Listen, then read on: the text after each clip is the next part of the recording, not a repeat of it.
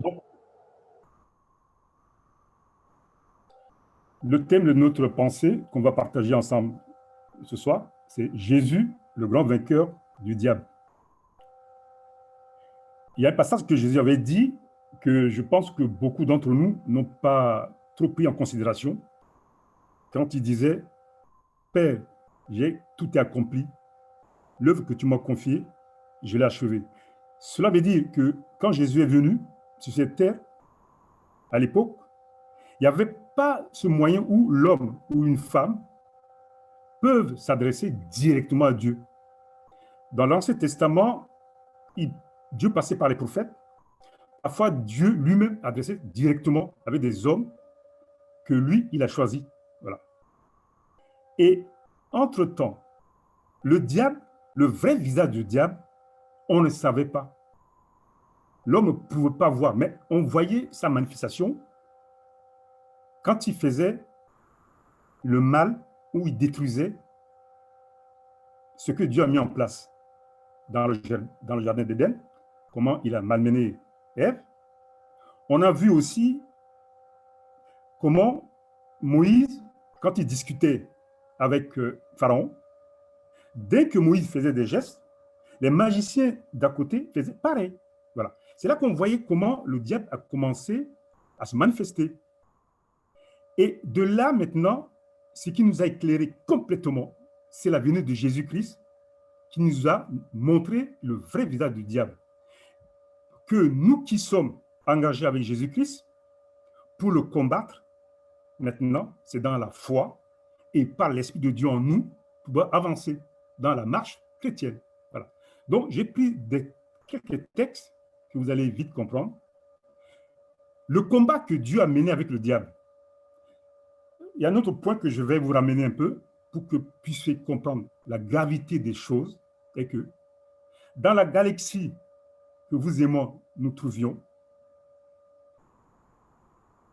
il y a la Terre, il y a Mars, il y a beaucoup de planètes. Il y a Jupiter, il y a Saturne, il y a Lune. Mais ce qui est essentiel pour Dieu, c'est notre Terre. Parce que sur cette Terre, Dieu a créé des hommes et des femmes à son image, à qui il donne l'importance. Parce que ces hommes, ces femmes, le louent. Voilà. Et maintenant, quand Dieu a décidé d'envoyer son Fils unique, afin de rétablir ce qui a été cassé dans le jardin d'Éden, on va voir comment le diable s'est déchaîné pour barrer le projet de Dieu de la venue de Jésus sur la terre vers les hommes.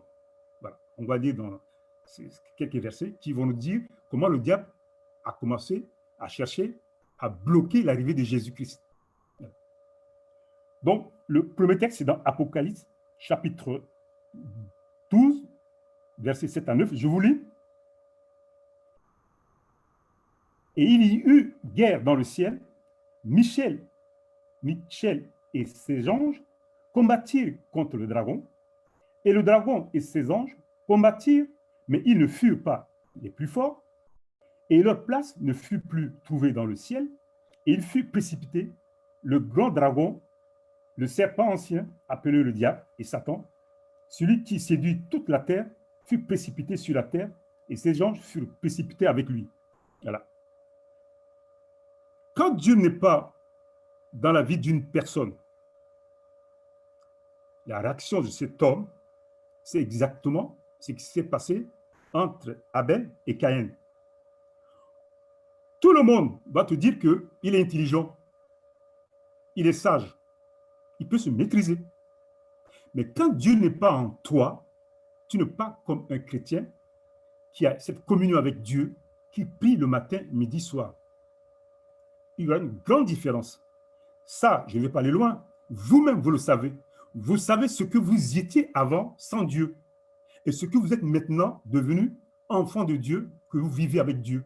Dans votre esprit, dans votre cœur, comment vous tenir, comment se tenir devant des réactions parfois difficiles quand vous sentez que ça vous dépasse, vous le sentez. Sans Dieu, vous ne pouvez pas être comme vous êtes. Mais c'est la présence de Dieu en vous, l'Esprit de Dieu en vous, qui vous tient. Voilà. Donc, on voit là cette différence qui existe. Caïn et Abel, sans Dieu, Caïn a battu son frère. Maintenant, si Dieu a précipité le diable du ciel sur la terre, c'est parce que le diable voulait la place de Dieu. Donc l'envie, la jalousie, la rancune. Et donc le diable qui est sur cette terre continue à faire son œuvre. Mais comme tout à l'heure je vous disais, dans l'Ancien Testament, on ne voyait pas trop ces manigances. On a vu juste quand Moïse jetait le bâton, ceux qui sont à côté de Pharaon jetaient pareil. Voilà. Et puis il y a tant d'autres choses. À l'époque, c'était de l'idolâtrie. Les gens priaient ces dieux qu'eux, ils ont construits. Mais le diable se manifestait à travers les hommes et des femmes, à travers la méchanceté. Parce qu'après le déluge, vous voyez même que Dieu a trouvé un seul juste parmi toute cette humanité, que Noé. Voilà.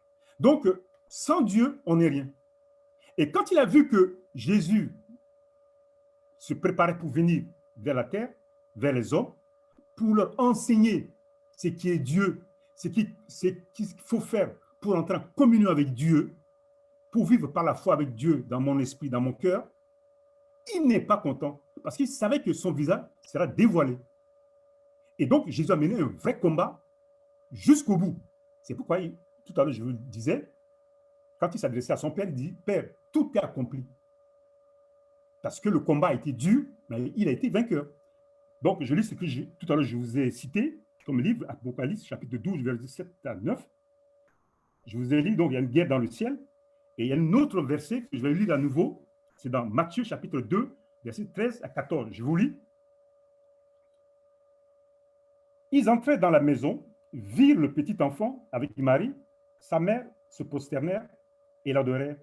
Ils ouvrirent ensuite leur trésor et lui offrirent. Donc là, Dieu s'adressait au berger pour venir voir le nouveau roi. En présence de l'or, de l'encens et de la myrrhe. Puis, divinement avertis en songe de ne pas retourner vers Hérode, ils regagnèrent leur pays par un autre chemin. Lorsqu'ils furent partis, voici un ange du Seigneur apparut en songe à Joseph et dit, lève-toi, prends le petit enfant et sa mère, fuis en Égypte et restez-y jusqu'à ce que je te parle, car Hérode cherchera le petit enfant pour le faire périr.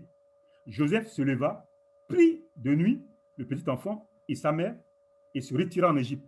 Voilà. On voit comment le diable commençait à mettre en place cette stratégie pour détruire le plan de Dieu. Notre lecture, que je vais vous lire toujours, c'est dans Matthieu chapitre 4, versets 1 à 4. Alors Jésus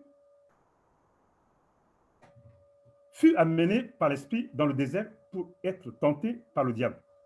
Pourquoi?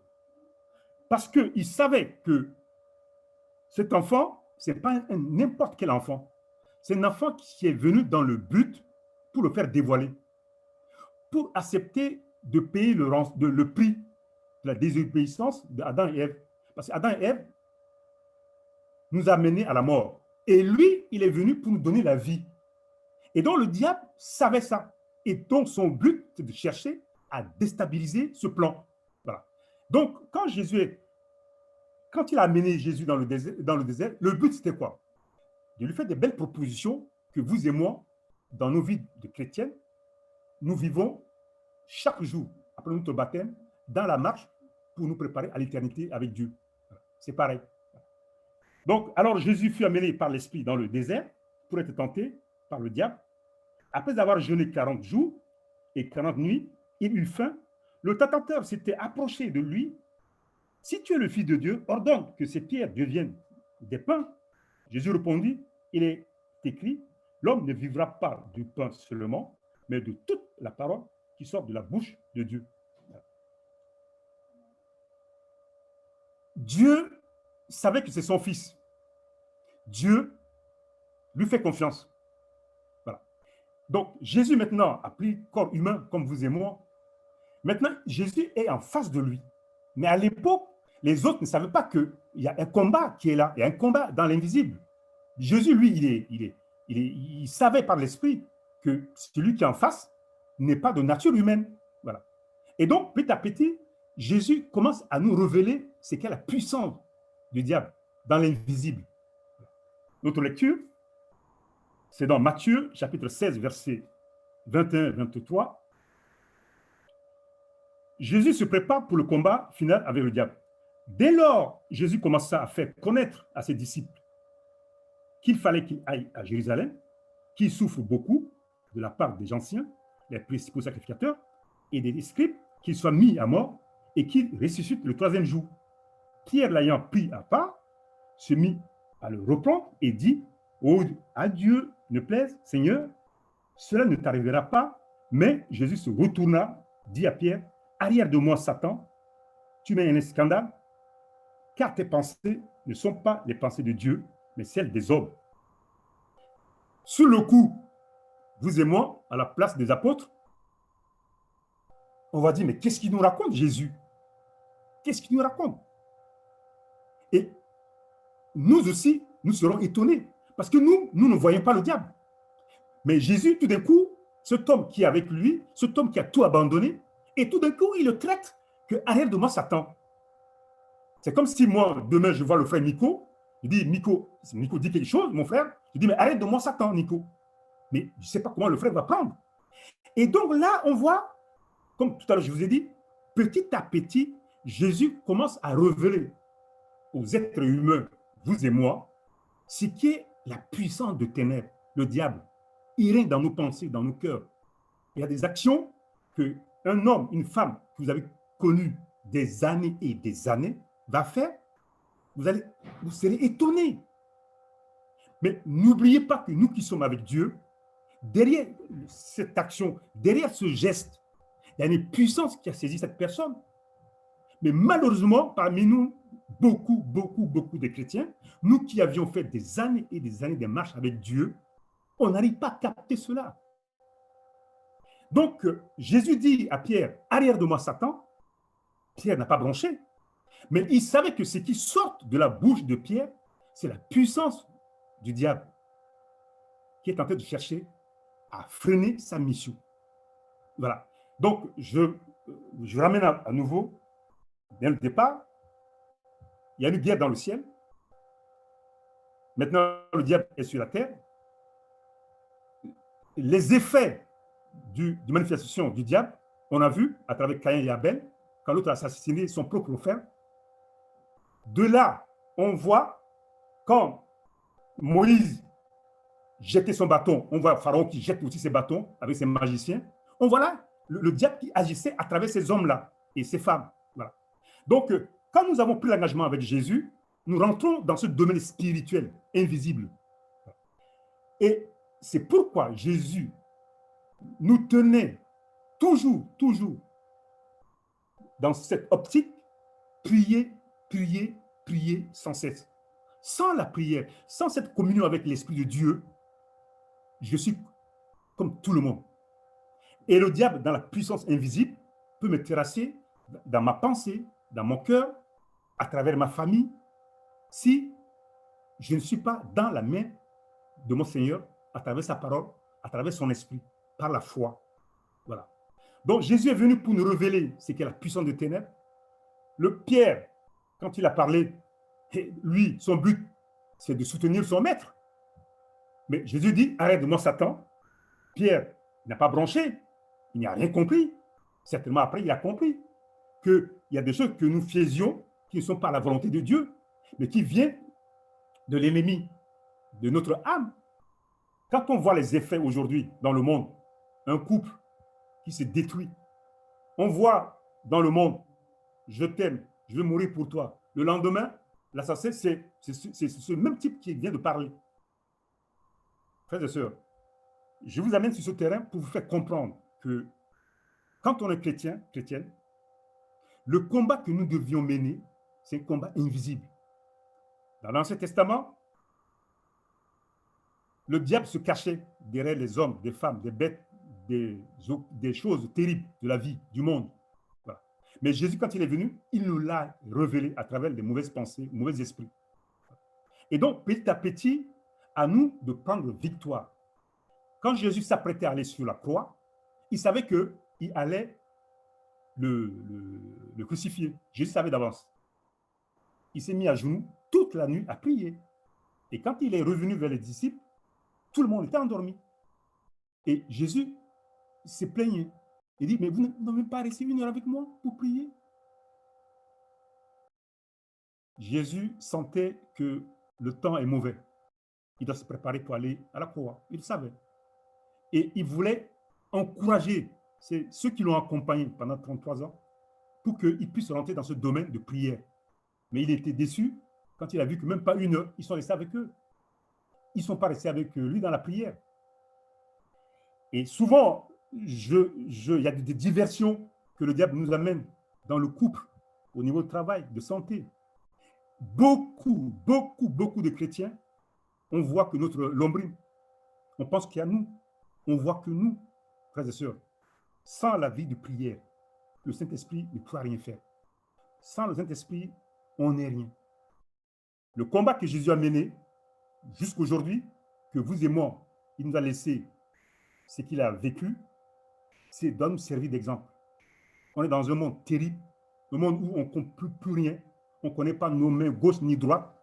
Si tu n'as pas une vie de prière à la maison, ni une vie de prière personnelle, ça va être difficile, très difficile pour toi, ma soeur, mon frère.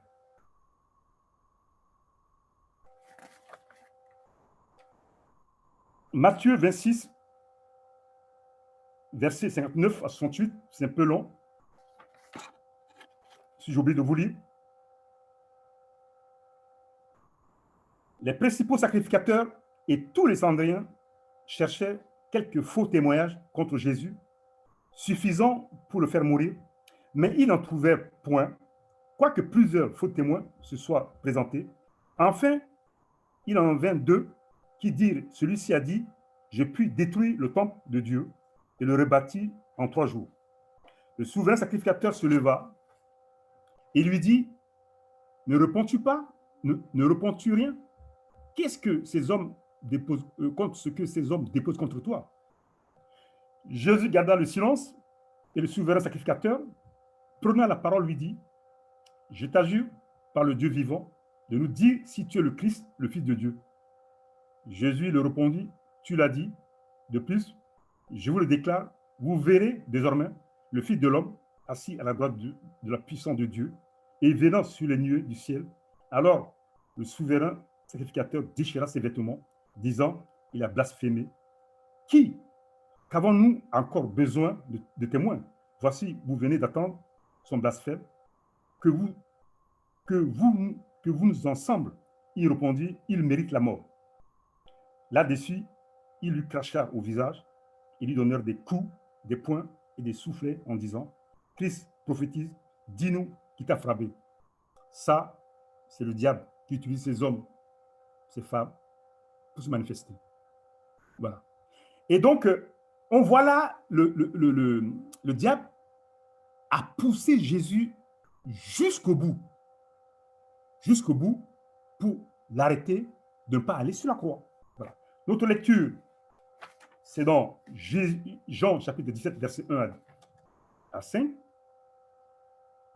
Jésus qui s'adresse à son Père et qui prépare son retour auprès de lui, voilà ce qu'il dit. Après avoir ainsi parlé, Jésus leva les yeux au ciel et dit, Père, l'heure est venue, glorifie ton Fils, afin que ton Fils te glorifie, selon que tu lui as donné pouvoir sur toute chair, afin qu'il accorde la vie éternelle à tout ce que tu lui as donné. Or, la vie éternelle, c'est qu'ils te connaissent, toi le seul vrai Dieu, et celui que tu as envoyé, Jésus-Christ. Je t'ai glorifié sur la terre, j'ai achevé l'œuvre que tu m'as donné à faire, et maintenant, toi, Père, glorifie-moi auprès de toi, de la gloire que j'avais auprès de toi avant que le monde soit. Jésus, sans recul, sans peur, sans, comment dirais-je, troubler, calmement, il parlait à son Père. Pourquoi une telle prière avec ce calme, détermination? Frères et sœurs, c'est pour vous et moi aujourd'hui. Nous devions s'adresser à notre Père qui nous a livré Jésus pour rectifier l'erreur commise par notre grand-père, Adam et Ève. Parce que Adam et Ève nous a amené la mort. Et Jésus est venu pour nous, il nous a amené la vie en donnant son corps comme sacrifice sur la croix pour chacun de nous. Voilà. Et en sachant que là où il va passer, c'est un passage terrible de la croix, de la souffrance. Il ne mérite pas ça. Mais sa mission, c'est de révéler aux hommes et aux femmes, il y a une puissance satanique qui existe dans ce monde. Beaucoup des âmes, beaucoup des femmes et des hommes vont voir les marabouts pour leur prédire l'avenir. Et certainement, le diable miroite des choses. Certes, c'est vrai. Comme Pharaon, quand Moïse a jeté le bâton, et Pharaon aussi a dit à ses magiciens, ils ont jeté des bâtons, ils sont devenus des serpents. Ce message, ce soir, c'est pour vous dire, frères et sœurs, le diable se manifeste à travers ma famille, mon conjoint, mes enfants. Vous allez me taxer, mais je suis obligé de vous le dire. Pierre, quand même, c'est un homme de Dieu. Si Jésus lui a dit, arrête de moi, Satan, ce que tu sors de ta bouche ne vient pas de moi. C'est pour dire que je dois être vigilant dans ma famille, sur mon lieu de travail, ma relation avec Dieu, ma vie de prière. Je dois veiller sur mon esprit, sur ma pensée, sur mon cœur. Je ne dois pas faire la marionnette devant les gens que je suis chrétien. Ça fait 25 ans, 30 ans que je suis à l'église et qu'on ne voit pas les fruits. C'est lamentable. Celui qui me donnera le médaille, celui qui me lèvera, c'est le Saint-Esprit, qui connaît dans mon esprit, dans mon cœur, si je vis la vérité. La puissance de ténèbres existe. Jésus n'a pas reculé. Il n'a pas lieu pour se reposer la tête. Il a souffert pour vous et moi. Il a pris un corps humain. Il était humilié. Personne ne le reconnaît quand il passait dans la rue. Pourquoi? Pour vous et moi. Pour que nous puissions comprendre ce que le diable. Il a utilisé Hérode. Et vous et moi, on sait très bien. Heureusement que le Saint-Esprit a averti Joseph, ils l'ont amené en Égypte. Mais après 2 ou 3 jours, Hérode a envoyé ses gardes. Il a massacré des bébés à cet âge, dans le lieu où était né Jésus. Ça, vous le savez bien. Dieu n'est pas là pour détruire qui que ce soit. Au contraire, Dieu est là pour te bénir, me bénir, nous bénir. Frères et sœurs. Mais ce qui nous manque, c'est ce moment de prière avec Dieu. Le diable fait des diversions. Il nous met sur nous la fatigue, le sommeil, des raisons, peut-être qui sont valables, de ne pas vivre la vie de prière avec Dieu. Quand on est jeune, c'est que nous chatouille beaucoup le sentiment, l'envie d'avoir un copain. Ce n'est pas méchant. Mais souvent, au niveau de la jeunesse, on met en priorité trouver une copine, un copain. C'est vrai. Trouver du travail. Je suis d'accord. Frères et sœurs, arrête de moi, Satan. Pierre, quand même, il a tout abandonné. Il a suivi Jésus. Mais Jésus n'a pas hésité une seconde pour lui dire ce qu'il a dit. C'est dur. Et si moi je dis ça à Miko, ou je dis ça à Lopez, ou je dis à un frère dans l'église, ils vont m'insulter. Parce que Jésus veut nous révéler que parfois il y a des choses que nous disions ne viennent pas de Dieu, mais ça vient du puissant des ténèbres. Pour pouvoir comprendre cela, il faut que j'ai une vie de communion avec Dieu, tout entière. Tout entière. Une vie de prière avec Dieu. Voilà.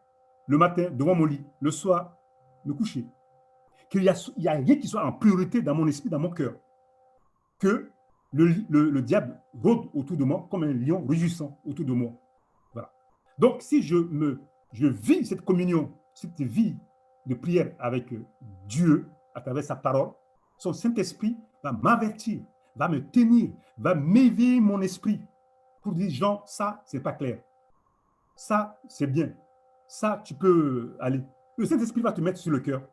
Mais quand ce n'est pas clair, il y a un doute, il y a une peur. C'est pas clean. Dieu te dit, voilà, tu le sens, toi qui as une communion constante et régulière avec Dieu. Voilà. Donc, la dernière lecture, pour ne pas vous trop tenir, c'est dans Éphésiens chapitre 6, versets 10 à 12. Au reste, fortifiez-vous dans le Seigneur et par sa force toute puissance. Revêtez-vous de toutes les armes de Dieu, afin de pouvoir tenir ferme contre les ruses du diable, car nous n'avons pas à lutter contre la chair et le sang, mais contre les dominations, contre les autorités, contre les principes les princes de ce monde, des ténèbres, contre les esprits méchants dans les lieux célestes. Voilà. Et donc, je vous dis, tout à l'heure, je vous disais que quand tu n'es pas avec Dieu, quand tu es dans le monde, c'est normal, tu peux faire ce que tu veux. Tu es Dieu de toi-même, tu as la liberté. Mais le problème est qu'au moment où quand tu t'engages avec ton Seigneur, quand tu rentres dans les eaux du baptême, tu es devenu maintenant un enfant de Dieu. Tout à l'heure, je vous ai dit qu'il y a beaucoup de planètes. Dans cette galaxie, il y a Mars, il y a Jupiter, il y a Saturne, il y a Lune. Mais le jardin de Dieu, c'est la Terre. Voilà. Le diable a mis un coup d'arrêt dans le jardin d'Éden. Dieu a trouvé une solution B, de livrer son propre fils pour nous. Et son fils, quand il est venu, il nous a révélé ce qu'est le diable. Sa façon, il peut utiliser même un ami, un copain, pour te détruire. Voilà. Vous allez me dire que je suis très dur, mais je ne suis pas dur, je lis la parole de Dieu. Voilà. Et quand on aime son Dieu, quand Dieu est en priorité dans sa vie, le Saint-Esprit le sait, il te tient. Souvenez-vous, quand Étienne prêchait l'évangile, parlait de Dieu, tout le monde le lapidait. Il criait, parce qu'il prêchait l'évangile. Il criait, il témoignait de Jésus. Et tout d'un coup, la Bible nous dit, il s'est levé les yeux vers le ciel, il a vu Jésus qui s'est levé, qui l'attendait. Ma soeur, mon frère, être chrétien, ce n'est pas une longue fleuve tranquille. Il faut s'armer. Il faut être vigilant. Avoir une vie de prière. Vous n'avez pas resté 1 heure avec moi. Il était attristé, Jésus. Parce qu'il savait qu'il y a un danger qui arrivait. Il allait passer à la croix. Et Jésus était attristé. À chacun de nous, est-ce que nous sommes attristés? Est-ce que notre vie avec Dieu est réelle, est authentique? Est-ce qu'on a une vie de prière pour notre famille, pour notre couple, pour des moments où parfois on ne comprend plus rien? À chacun de nous de voir. Jésus est attristé. Vous n'avez pas resté 1 heure avec moi. Voilà. On prie? Seigneur, merci pour ce moment que nous venons d'écouter ta parole, Seigneur Jésus. Tu es celui qui nous a tant aimés, qui a donné sa vie sur la croix pour nous, Seigneur. Pour ma part, je vous dis merci. Tu connais mes faiblesses aussi dans ce domaine. Aide-moi à gagner cette communion avec toi, ma vie de prière avec toi, Seigneur, ainsi que mes frères et sœurs, peut-être qui traversent des moments difficiles aussi, dans leur santé, dans leur programme, dans leur emploi du temps, Seigneur Jésus. Merci pour ce moment que nous passons avec toi, Seigneur Jésus. Amen.